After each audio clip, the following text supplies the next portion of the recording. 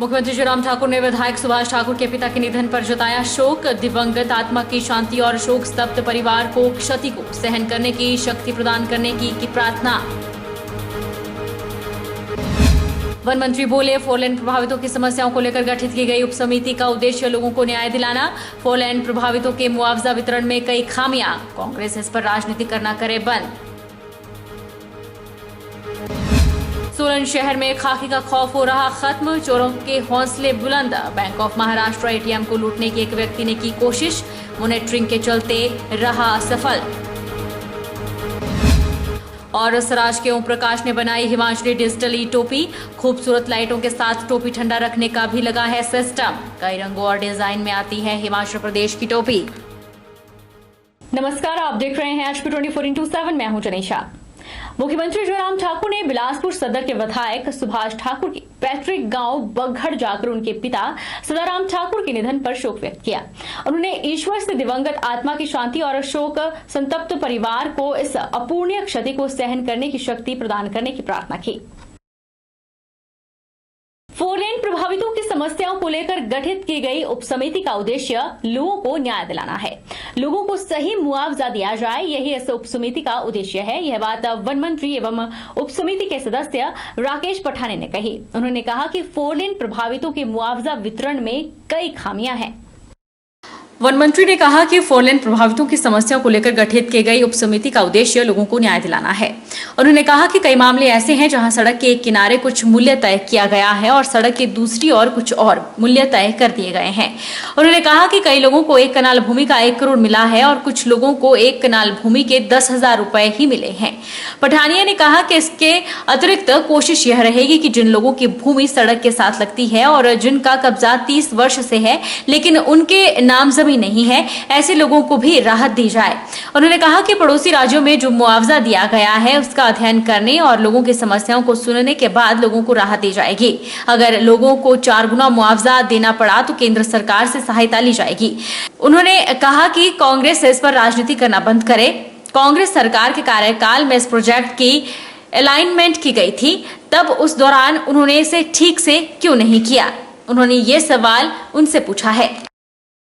वैसे नूरपुर फोरलेन के ऊपर तो अब मुझे आज ही सूचना मिली कि कमिश्नर धर्मशाला ने कुछ जजमेंट्स दी है। मैंने अभी कॉपीज पढ़ी नहीं, मैंने मंगवाई है कॉपी, जहाँ पे बताया गया कि 3 से 4 गुना जो है कंपनसेशन अवार्ड हुई है through the court, honourable court.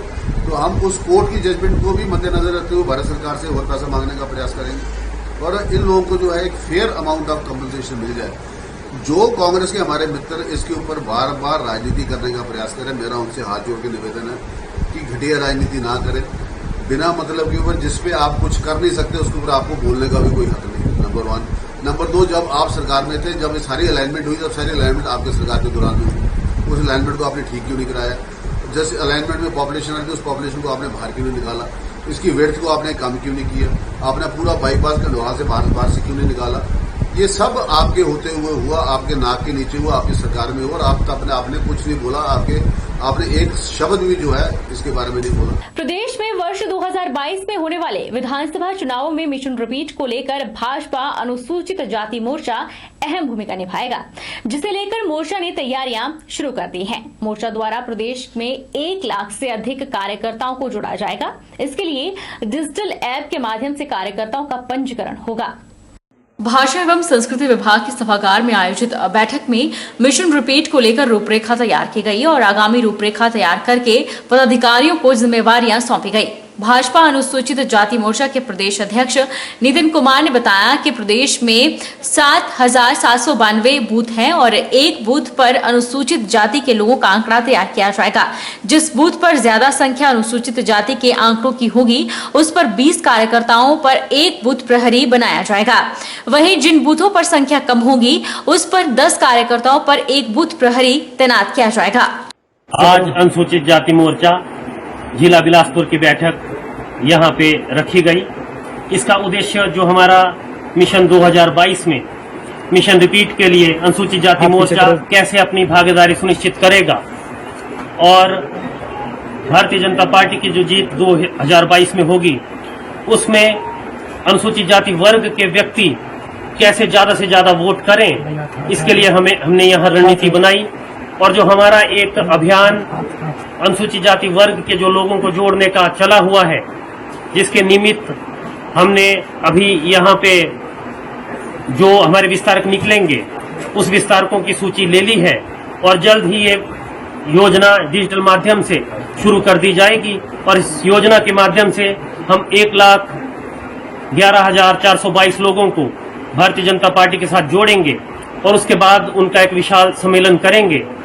उसके निमित्त ये बैठक की गई थी। मंडी जिला कांग्रेस प्रवक्ता विजय कानव ने मंडी में आयोजित पत्रकार वार्ता के दौरान कहा कि आज केंद्र और हिमाचल सरकार महंगाई, बेरोजगारी और भ्रष्टाचार के मुद्दों से घिरी हुई है, जिस कारण कि उन्हें प्रदेश में होने वाले मध्यावधि चुनावों को स्थगित करना पड़ा।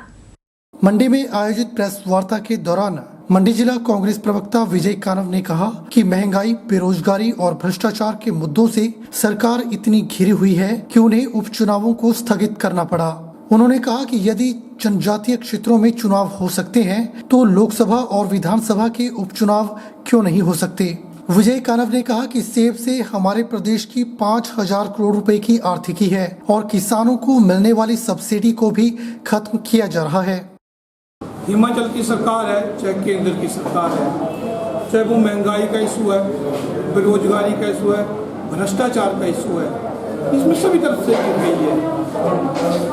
आज इतनी बुरी तरह से ये घिरी हुई है, लोग इनसे इतने त्रस्त है कि भारतीय जनता पार्टी को इलेक्शन एक अपने मीटिंग बुलानी पड़ी, उसमें यह निर्णय लेना पड़ा कि जो उपचुनाव है विधानसभा के, लोकसभा के, वो चुनाव इनको पोस्टपोन करने पड़े।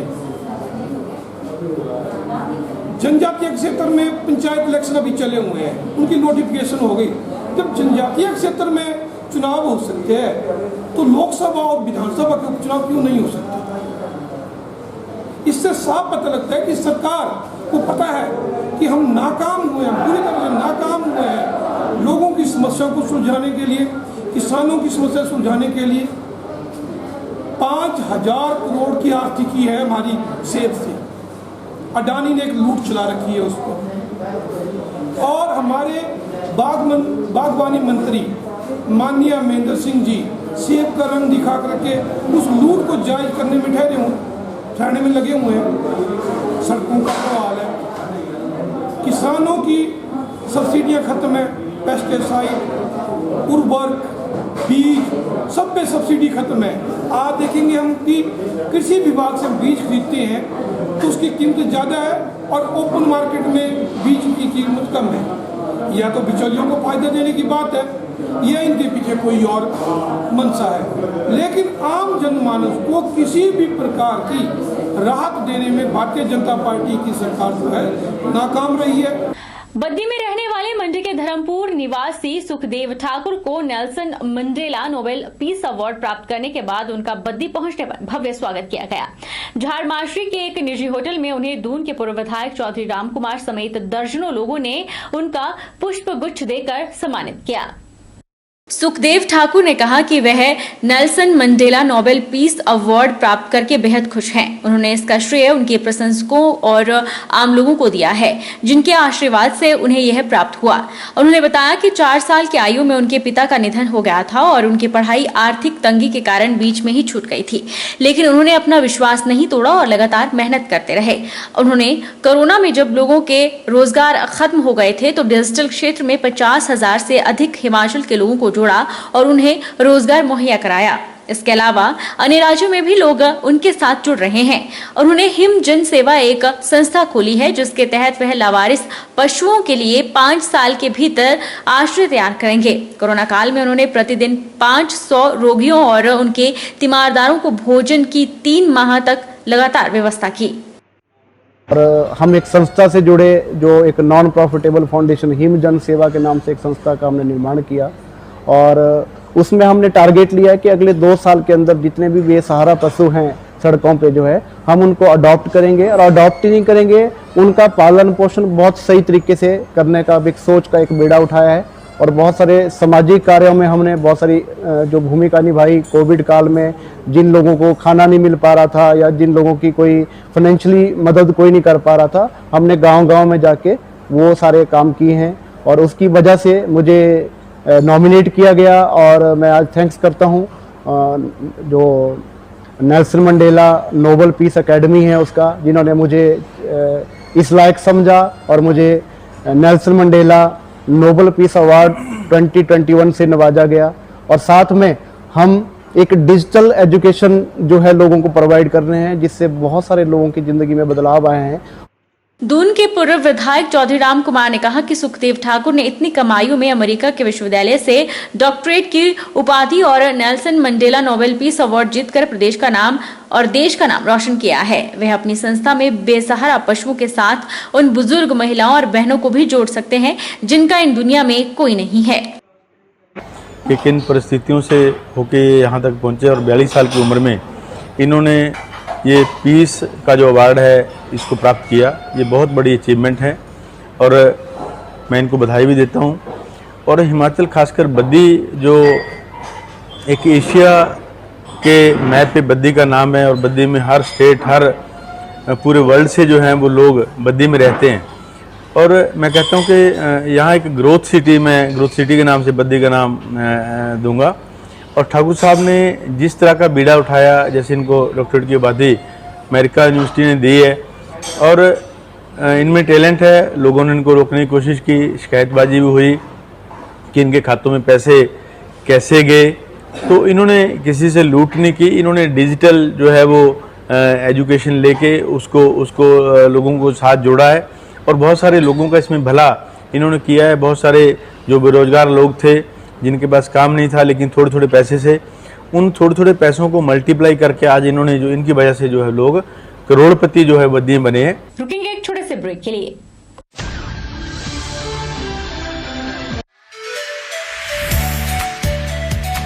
Abhilashi Group of Institution, where you can get admission in 2021 and 22 for BTech in Civil, Mechanical, Electrical and Computer Science Engineering, Diploma in Civil, Mechanical, Electrical Engineering, B Pharmacy, BSc Nursing, PB BSc Nursing, A&M, GNM, B.Ed, DLEd, MSc in Physics, Chemistry, Botany. For detailed inquiry, please contact Abhilashi Group of Institution, near Chowk, तहसील बल, district मंडी, हिमाचल प्रदेश।